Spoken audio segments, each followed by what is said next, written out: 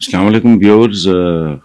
آج پھر ملک ہمارا تو ماشاءاللہ خبرستان ہے، پاکستان نہیں ہے، خبرستان ہے. روز ایسی ایسی خبر آتی ہے کہ سمجھ نہیں آتی بندے کو کہ اس پہ ماتم کرے، روئے، خوشی منائے، جشن منائے.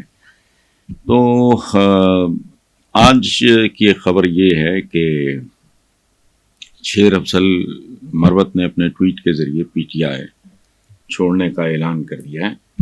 اور انہوں نے یہ فیصلہ کیوں کیا، اس کے پیچھے کیا محرکات ہیں.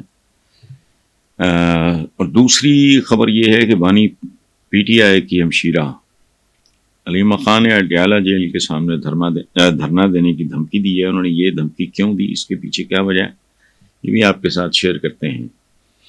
اور تیسرا دلچسپ واقعہ یہ ہے کہ پی ٹی آئی سیکرٹری اطلاعات رؤوف حسن، ایک زمانے میں میرا پارٹنر رہا ہے، یہ وہ متنازع ٹویٹ کو دیکھنے سے ہی مکر گیا ہے ماشاءاللہ. تو اب باری باری ان کا ہم وہ ڈائسیکشن کرتے ہیں، آپریشن سرجری ان خبروں کی کرتے ہیں. ہم سب سے پہلے تو شیر افضل مروت کے بارے میں کہ انہوں نے یہ جو بات آئی ہے کہ پارٹی کو خیر آباد کہہ دیا. پہلی بات میں آپ کو ذاتی اوپینین، میں شیر افضل مروت کا مداح ہوں. میں ان کو بہت ایڈمائر کرتا ہوں. وہ میرے پاس تشریف بھی لائے تھے. اور یاد رکھیں، جو آدمی زندگی میں آپ کو ملے جو اپنی عزت نہیں کرتا، وہ کسی کی عزت نہیں کر سکتا. جس آدمی کو اپنی انا، اپنی سیلف رسپیکٹ عزیز نہیں ہے، اس پہ زندگی میں کبھی بھروسہ نہ کریں. وہ آپ کو کسی وقت بھی لیٹ ڈاؤن کر سکتا ہے، ڈچ کر سکتا ہے، دھوکہ دے سکتا ہے. پاکستان کی پوری تاریخ اٹھا کے دیکھ لیں، بلکہ پاکستان نہیں، انسانوں کی پوری تاریخ. یاد رکھیں، یہ صرف جس بندے کے اندر دھوکہ، فریب، جھوٹ، وہ اس پہ ٹرسٹ کرنا.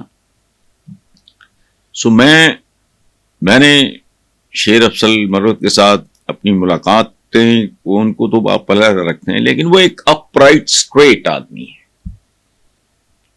وہ ہمارے پنجابی میں کہتے ہیں کہ فلاں بندہ جی کوئی بال فریب نہیں، اس کا اندر باہر ایک ہے. اچھا، اب رہ گئی غلطیاں، تو وہ تو بڑے بڑے لوگوں سے ہو سکتی ہیں. یاد رکھیں، پاکستان سمیت جتنی کالونیز آزاد ہوئی تھیں انگریزوں کے چنگل سے، اس کا ہیرو کون ہے اصلی؟ ایڈولف ہٹلر، جسے یہودیوں کے پروپیگنڈے نے لوگ اس کے بارے میں بات ہی نہیں کرتے، وہ ہیرو ہے. غلطی اس سے بھی ہوئی. Napoleon Bonaparte was a great warrior, a military genius. غلطی بھی اس سے، غلطیاں ہو جاتی ہیں، اس سے ماورا صرف پیغمبر ہے. تو شیر افضل مروت سے وہ اپنے مزاج کی وجہ سے ہو جاتی ہوں گی، ٹھیک ہے. میں خود ایک چونکہ ذرا تھوڑا جارحانہ مزاج ہے میرا. اچھا، بعض اوقات پرابلم بھی ہوتا ہے بندے کا فزیکل. مثلا میں ہائی بلڈ پریشر میرا، مجھے کوئی اس طرح کی خبر ملتی ہے تو میرا خون کھولنے لگتا ہے. تو بہرحال شیر افضل مروت کے خلاف بہت زیادہ سازشیں، چونکہ وہ سب سے ڈفرنٹ تھا.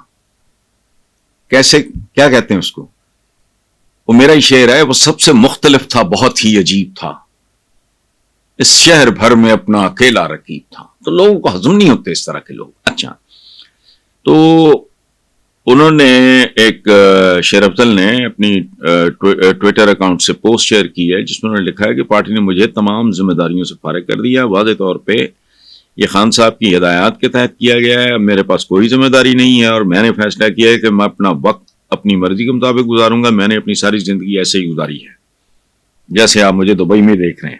کوئی بھی مجھ سے فرائض کی بھیک مانگنے کی توقع نہ رکھے، کیونکہ میری عزت نفس مجروح ہوئی ہے اور میں اس پہ کبھی سمجھوتا نہیں کروں گا. مجھے پارٹی سے نکال دیا، چاہے مجھے پارٹی سے نکال دیا جائے. یہ ہوتا ہے آنریبل آدمی، اور ایسے ہی لوگوں پہ آپ بھروسہ کر سکتے ہیں. خیر، میں تسلیم کرتا ہوں کہ میں کچھ خاص حالات میں تھوڑا سا غیر معمولی اور نفسیاتی ہوں، تو خود مان رہے ہیں. اچھا، عزت نفس میری ترجیحات کی فہرست میں سر فہرست وغیرہ وغیرہ. آخر پہ انہوں نے کہتے ہیں کہ میں اس وقت تک کسی کام میں شریک نہیں ہوں گا, حصہ نہیں لوں گا, جب تک مجھے غلط ثابت نہیں کیا جاتا یا خود عمران خان مجھے ڈیوٹی نبھانے کے لیے نہیں کہتے. تو بات واضح ہو گئی. ایک کوئی بھی باوقار آدمی یہی کرتا جو شیر افضل مروت نے کیا, اور میں generally as a matter of principle, ظاہر ہے شیر افضل مروت نہ میرا بچپن کے کوئی کلاس فیلو, نہ اسکول ڈیز کے, نہ کالج ڈیز کے, نہ یونیورسٹی ڈیز کے, نہ کوئی میں پریکٹیکل لائف میں. اس کے بعد بھی یہ نہیں, ہم صوبہ بھی نہیں ہے, ہم ذات کوئی میرا نہیں ہے, but I generally like the main. وہ کہتے ہیں انگریزی میں کہتے ہیں give the devil his due. جو بندے کی خوبصورتی ہے اس کو آپ اپریشیٹ کریں, اور ویکنس میں نے کہا ہر بندے میں ہوتی ہے. اچھا, سو اس لیے اب دوسرے اس طرف چلتے ہیں کہ یہ جو پی ٹی آئی بانی ہیں عمران خان, ان کی ہمشیرہ علیمہ خان, انہوں نے ڈیالہ جیل کے سامنے دھرنا دینے کا اعلان کیا. تو اس کی سیدھی سادھی ایک وجہ کیا ہے؟ جو عمران خان کے نام پہ جن کو کوئی منصب ملے, کوئی اسمبلیاں ملیں, کوئی عہدے ملے, اچھا وہ زبانی جمع خرچ اور آنیاں جانیاں یہ وہ پھرتیاں وہ سارا اپنی جگہ پہ. اچھا, ایسے لوگ زبان کے بڑے میٹھے اور یہ اور وہ ہوتے ہیں, یاد رکھیں. وہ میسنی والا ایک محاورہ ہے, وہ میں آپ کو سنا نہیں سکتا. اچھا, تو یہ جو ایک ایلیمنٹ ہے وہ اب شیر افضل مروت کو تو آپ کہیں کہ جی وہ رائیولز ہوں گے فلانا, تو بہن ہے بھائی, ماں باپ کے بعد اگر کوئی رشتہ بڑا خوبصورت اور عالی شان اور رومانٹک ہے تو بہن بھائی کا رشتہ ہوتا ہے. تو اب اتنی دیر سے علیمہ خان کا اس دنیا کے ساتھ کوئی تعلق نہیں تھا, لیکن اب جتنی دیر سے وہ ایکٹیو ہیں انہوں نے یہ ریئلائز کر لیا ہے کہ بھائی یہ کوئی کسی کمیٹی کی سربراہی کو کدھر, کوئی اسمبلی پہنچ گیا, کوئی ادھر پہنچ گیا, کوئی ادھر پہنچ گیا, ان کو عمران خان کی رہائی سے دلچسپی نہیں ہے. ان کو اپنے کام کاج یہ وہ سارے جو. اچھا, اب جسے کہتے ہیں نا تنگ آمد بجنگ آمد, وہ تو بہن ہے, اور بھائی بھی اس کا ایسا ہے جس پہ ظاہر ہے اگر لوگ اتنی محبت کرتے ہیں تو اندازہ لگائیں وہ سگی بہن کتنا پیار کرتی ہوگی اپنے بھائی کو. اور میرا خیال ہے عمران ہے بھی بی بی علیمہ سے وہ چھوٹا ہے, سو ظاہر ہے اب اس سے آپ اندازہ لگائیں کہ what is happening in side P T I, کہ بہن کو یہ کہنا پڑا کہ اڈیالہ کے سامنے میں. اب کتنے لوگ کیا باقی اس کے نتائج کیا نکلتے میں نہیں جانتا, لیکن یہی فرق ہے اپنے میں اور غیر میں. اور بعض اوقات غیروں میں کچھ ایسے ہوتے ہیں جو اپنوں سے بھی بڑھ کے ہوتے ہیں, لیکن وہ اتنے ہی ہوتے ہیں جتنا آٹے میں نمک ہوتا ہے.